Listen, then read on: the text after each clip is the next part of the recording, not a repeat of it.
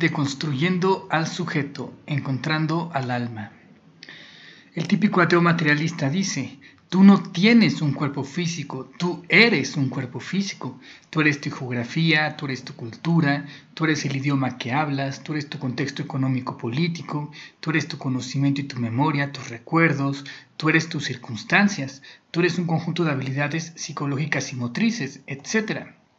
Quieren deconstruir al sujeto, al alma, lo parten en pedazos y dicen: aquí no hay ningún sujeto, solo hay un montón de circunstancias materiales convergiendo en un punto, eso debe ser el sujeto. Luego materialismo y determinismo, no hay libertad, no hay un sujeto que controle las cosas, solo hay un montón de cosas descontroladas dando la ilusión de un sujeto. Materialismo. Todo se trata del contexto material donde está inmerso y conformado un cuerpo físico también material. Solo importa el mundo material. Sayonara a Dios y a las almas. Pobres ateos materialistas, perdieron al sujeto, perdieron su alma, se les esfumó entre los dedos. No pueden verse a sí mismos. Veamos si podemos ayudarles. El ser humano es, primero, un ser, un sujeto, y luego un humano, que es un accidente, un disfraz, una máscara, un predicado de ese sujeto. Observen. Por ejemplo, si naciste en México y te fuiste a Cuba, antes tenías la experiencia de vivir en México, ahora tienes la experiencia de estar en Cuba. Pero tú no eres un país, tú no dejaste de ser tú, lo que cambió es la experiencia del lugar donde vivías. Si naciste en Estados Unidos y te llevaron a vivir a Corea del Norte o viceversa, antes tenías la experiencia de un sistema político-económico-social. Ahora tienes la experiencia de otro sistema político-económico-social, pero tú no eres un sistema político-económico, tú no dejaste de ser tú, solo cambió tu experiencia. Cuerpo de niño, cuerpo de adulto. Antes tenías la experiencia de tener el cuerpo de un niño, ahora tienes la experiencia de tener un cuerpo de adulto, pero tú no dejaste de ser tú, solo cambió la experiencia de tu cuerpo. Antes de entrar a la escuela, tú no sabías muchas cosas, ni leer, ni sumar, ni restar. Ahora cuando sales de la universidad sabes muchas cosas más, pero tú no eres conocimiento, tú no dejaste de ser tú. Antes eras tú con poco conocimiento, ahora eres tú con más conocimiento. Cuando aprendiste a hablar, antes no sabías hablar, luego fuiste aprendiendo, pero no eres un lenguaje, tú no dejaste de ser tú, solo fuiste tú aprendiendo un lenguaje. Si aprendes otros idiomas, tampoco dejarás de ser tú, solo serás un tú políglota. Antes no recordabas mucho, a los 5 o 6 años tenías pocos recuerdos, ahora tienes años enteros de recuerdos, pero tú no dejaste de ser tú. Incluso si te golpeas en la cabeza y pierdes la memoria, tú seguirás siendo tú, sin memoria, pero tú. Claro, una novia que no recuerdes podrá decir: ya no es el mismo, ya no me recuerda ni me hace caso, pero eso solo es coloquial, no dejaste de ser tú, solo no la recuerdas y no recuerdas cómo la tratabas.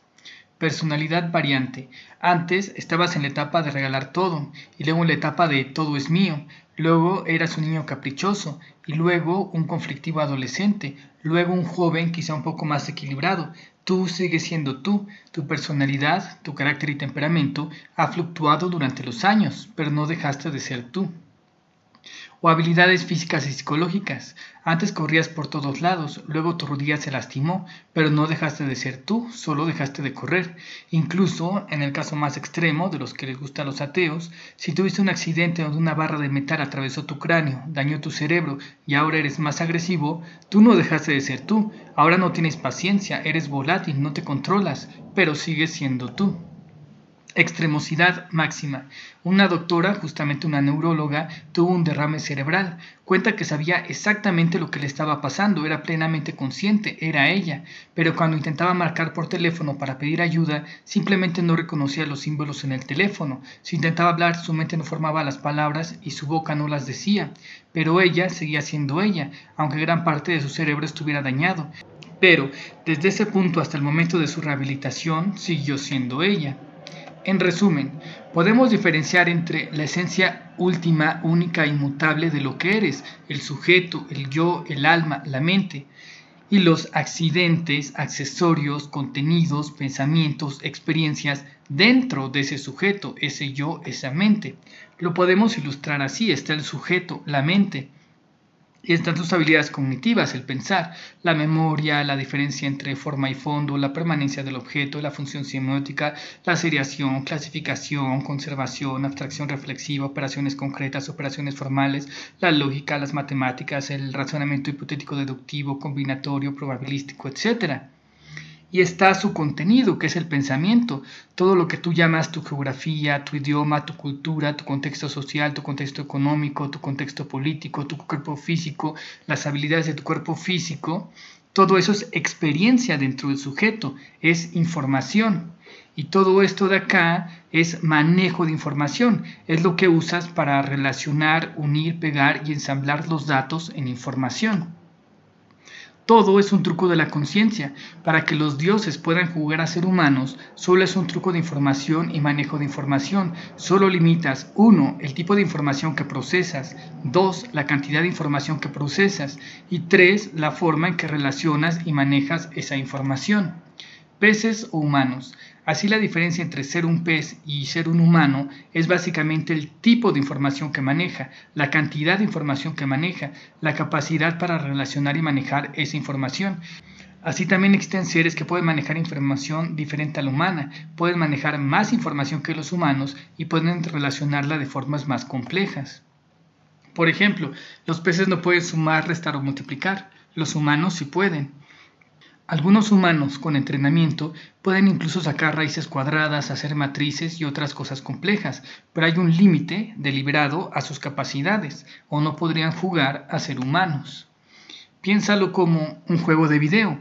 Tú eres el jugador, tú estás fuera del juego, tú eres metajuego. Cuando entras a un juego de video se te da un briefing, toda la información que necesitas para jugarlo y un personaje. Todos te dicen geografía, estás en el sistema X, el planeta X, en la ciudad flotante X, tu idioma es tal, tu contexto social es un planeta pacífico con estabilidad social que repentinamente se ve amenazado por una entidad maligna, el contexto económico es una cooperativa intergaláctica, eres jubilado pero el ejército va a pagar todos tus gastos porque lo vas a ayudar, el contexto político, tu sistema está en guerra con una entidad maligna que intenta dominar la galaxia. Recuerdos y motivación, mataron a tu familia frente a tus ojos y ahora buscas ayudar a tu planeta y también obtener tu venganza. Tu cuerpo físico es humanoide, tus habilidades físicas, tienes doble salto, lanzas rayos por la mano pero consume energía, tienes visión nocturna y de rayos X, etc. Si cambias de juego, cambias el contexto, las reglas y el personaje. Tú eres el jugador, tú no dejas de ser tú. Lo que cambian son los juegos, la información que manejas. Tienen otra geografía, otro idioma, otra cultura, otro conocimiento, otros recuerdos, otro personaje, otras habilidades. Y las condiciones materiales, o más bien virtuales del juego que elijas jugar, pues obviamente van a afectar todo tu juego y toda tu experiencia del juego. En unos juegos solo saltarás, en otros podrás volar, en otros hasta podrás teletransportarte, en unos serás un héroe salvando la galaxia, en otros un constructor, en otros un villano destruyendo todo y en otro un piloto de carreras. Incluso en un mismo juego puedes elegir diversos personajes. Por ejemplo, el personaje puede ser un tanque que resiste más el daño, un healer que cura a otros o un DPS que hace más daño. Tu decisión inicial y libertad posterior. Así tu decisión inicial va a afectar el resto del juego. Si eres un tanque, pues obviamente no vas a poder curar o no vas a bajar mucho. Si eres un healer, no vas a poder aguantar muchos golpes, pero vas a poder curar a otros. Pero eso no significa que no sigas teniendo cierto grado de libertad para moverte dentro del juego, para tener estrategias, planear tus jugadas o mostrar tu destreza. Determinismo versus libertad. No todo está determinado, por eso es un juego de video, no una película. Sí, la programación ya está hecha, es semideterminista, pero el juego está indeterminado. La interacción con el usuario es lo que lo va determinando. Niveles de evolución y grados de libertad. En uno de los primeros juegos humanos tipo tenis o ping-pong, solo podías mover las barras arriba o abajo, solo tenías dos opciones, pero ya eras libre de elegir una u otra. El resultado, el score, ya no estaba determinado, ya podía variar. ¿Dónde iba a estar la pelota en el minuto 1:33? Ya no era predecible como en una película, ahora dependía del jugador y la pelota. En Pac-Man ya podías moverte arriba, abajo, izquierda o derecha. Solo 4 opciones, pero ya tenías más opciones. Ahora eras más libre. Tienes un mayor grado de libertad. En los RPG modernos ya tienes una infinidad de menús, ítems, monturas, compañeros, skill, poderes, atributos, etc. Miles de opciones, tienes un grado de libertad mucho más amplio. Puedes apretar 16 o más botones y además en diferentes momentos, contextos, secuencias o combinaciones. Plasticidad, desarrollo del personaje. Incluso hay juegos donde puedes desarrollar a tu personaje, subirlos de nivel y hasta puedes llevarlos por diferentes rutas de desarrollo. Bloquear o desbloquear habilidades es fácilmente programable, de esto voy a hablar más adelante.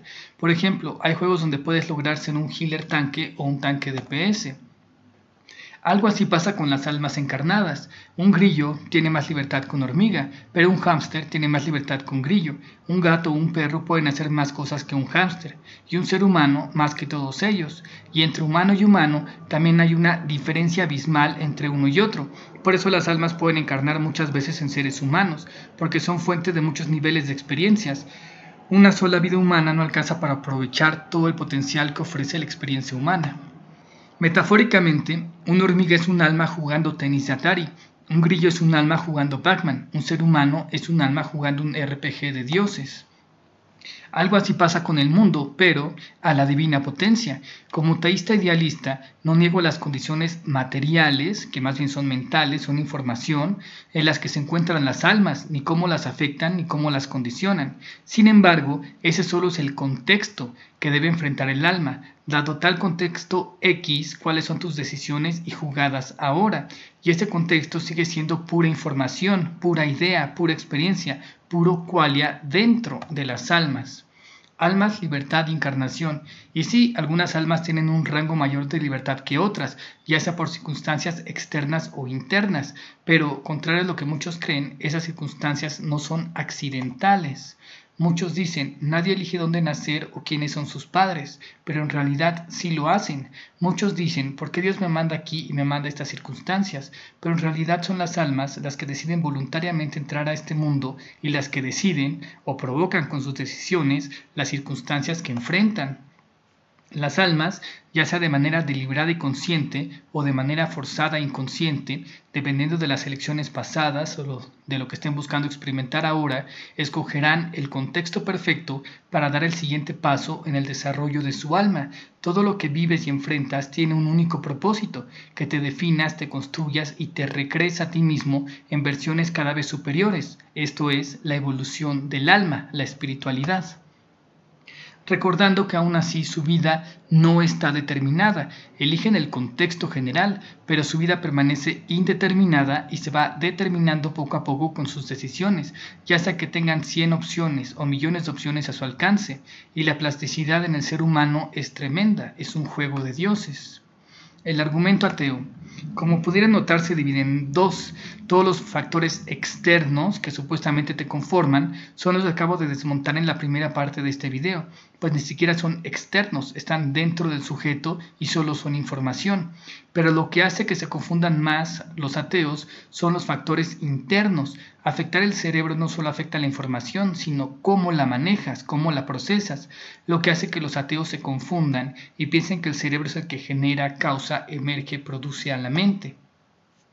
Por ejemplo, los ateos materialistas dicen, pero Archie, si tomas mucho alcohol te emborrachas, si tomas drogas afectan tus estados de conciencia, si te lesionas el cerebro afecta tu personalidad, si tienes enfermedades neurológicas afecta tu mente, es más, una gripa y estás tirado en la cama, demostración irrefutable de que todo es materia, la materia gobierna y la materia gana, el cerebro genera la mente.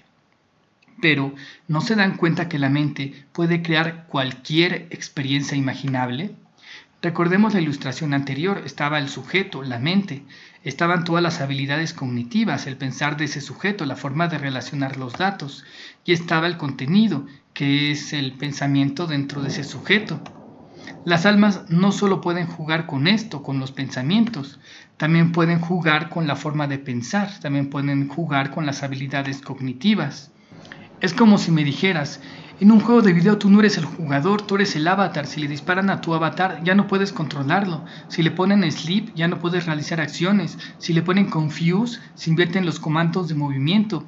Si le ponen blind tu pantalla se pone en negro. Si le bajan la inteligencia tu magia hace menos daño. Si le quitan destreza o estamina no podrás realizar ciertas actividades. Por ejemplo, Si tomas mucho en el juego de Warcraft, tu personaje se tambalea, ve borroso. Si escribes en el chat, entre cada texto aparece un hic y se distorsionan algunas de tus palabras. Prueba irrefutable de que tú eres tu avatar. Todo eso te afecta como jugador. Bueno, ¿no te das cuenta que todo eso es programable? Que puedes programar lo que se te ocurra. Puedes tirar stats de todo tipo y puedes asociarles una magnitud escalar, un número.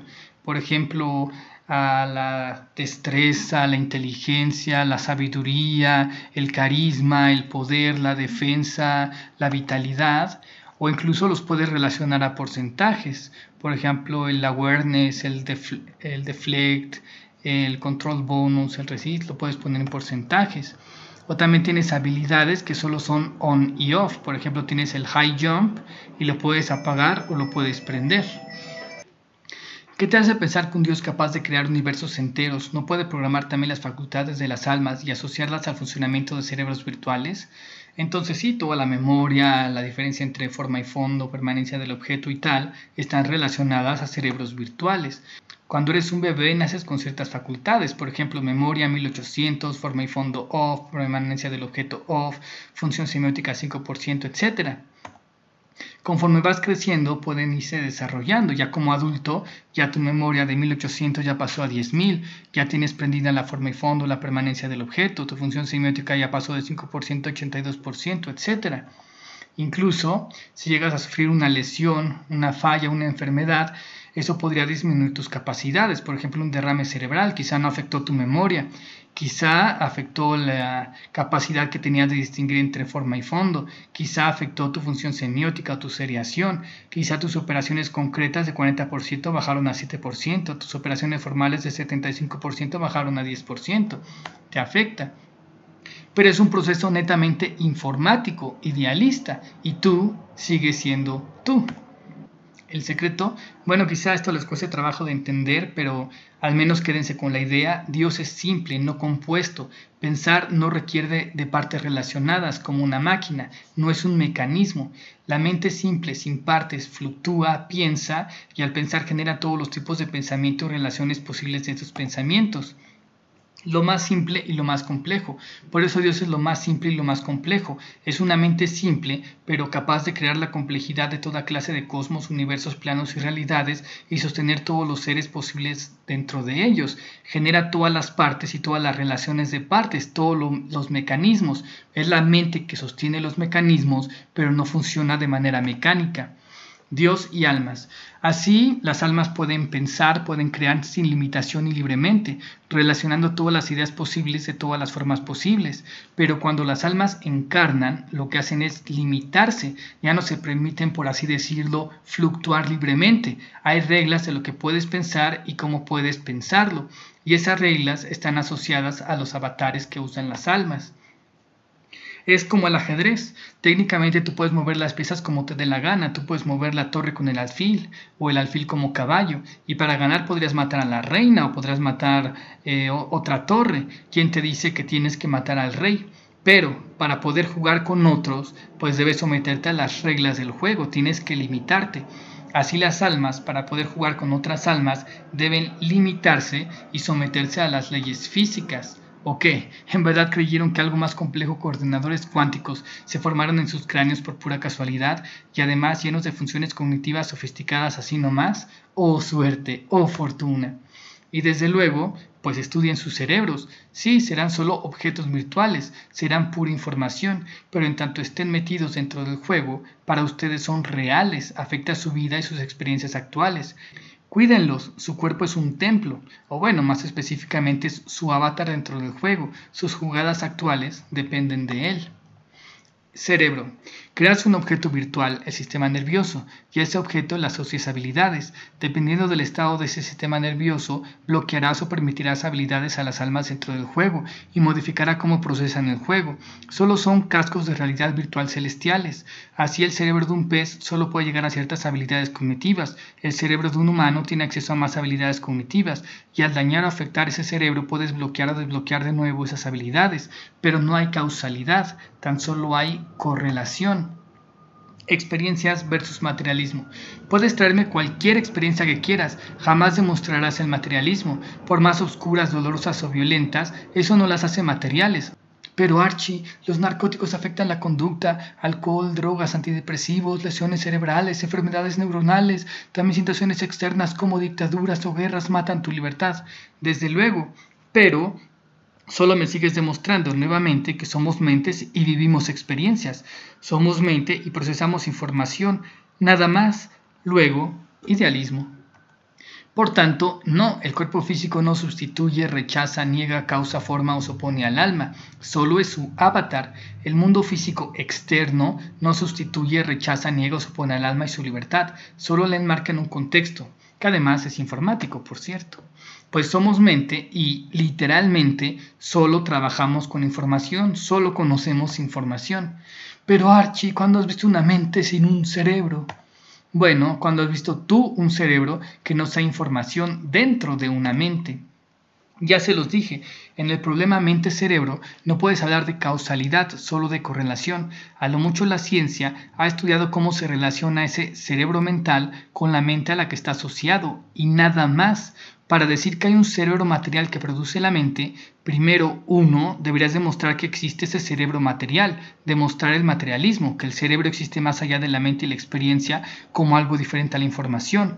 Y 2, deberías explicar cómo dicho cerebro material produciría una mente. Porque hasta donde nos consta, todos los cerebros que hemos conocido, conocemos y conoceremos las mentes, solo han sido, son y serán información dentro de nuestras mentes. Para terminar, recordemos rápidamente el propósito. Creamos este mundo para poder ser y experimentar el ser, y solo podemos conocer por comparación, para no ser simplemente Dios, el todo, el absoluto, y poder ser cosas en particular, todo tipo de seres y criaturas, en todo tipo de experiencias. Es para eso que creamos un contexto para poder definirnos y delimitarnos. Por eso creamos al mundo físico y por eso creamos a los otros. También creamos problemas y conflictos, pues en el paraíso no hay nada que hacer, solo ser. En cambio, cuando encarnas en un cuerpo físico, te inventas un set de necesidades básicas, te sometes a las leyes del juego, a las leyes naturales, y te inventas un sinfín de situaciones a resolver y te conectas con otras almas. Ahora sí tienes muchas cosas por hacer. Y es en tu hacer en donde puedes demostrar y manifestar el ser, donde puedes vivir tu ser, lo que eres. Así que no, ni la vida ni la realidad tienen nada que ver con el ateísmo ni el materialismo. Esas fumadas no sirven para explicar nada. Lo que explica todo es el teísmo idealista. Explica desde el funcionamiento lógico matemático del cosmos, el comportamiento ordenado de la materia, hasta su propósito final, desde la sonrisa de un niño hasta los estados alterados de conciencia en una borrachera, desde el objeto más sólido y denso que imagines hasta el pensamiento más abstracto e intangible que logres concebir, desde el mundo físico hasta las inmateriales matemáticas, desde la química hasta la ética, desde alfa hasta omega. El hecho de que seamos conciencias vivas, inteligentes, utilizando biorobots hechos a base de nanotecnología genética en naves espaciales autosuficientes, llenas de recursos físico-químicos variados con todo tipo de propiedades e interacciones interesantes, formando ecosistemas complejos llenos de toda clase de seres majestuosos, desde plantas hasta animales, donde se logra sustentar y formar el drama humano y vivir durante miles de milenios, en verdad, ¿creyeron que era por pura casualidad? ¡Oh suerte! ¡Oh fortuna! En verdad se necesita mucha fe para ser ateo, solo que una fe oscura y negativa. Saludos, besos y abrazos, Archimago.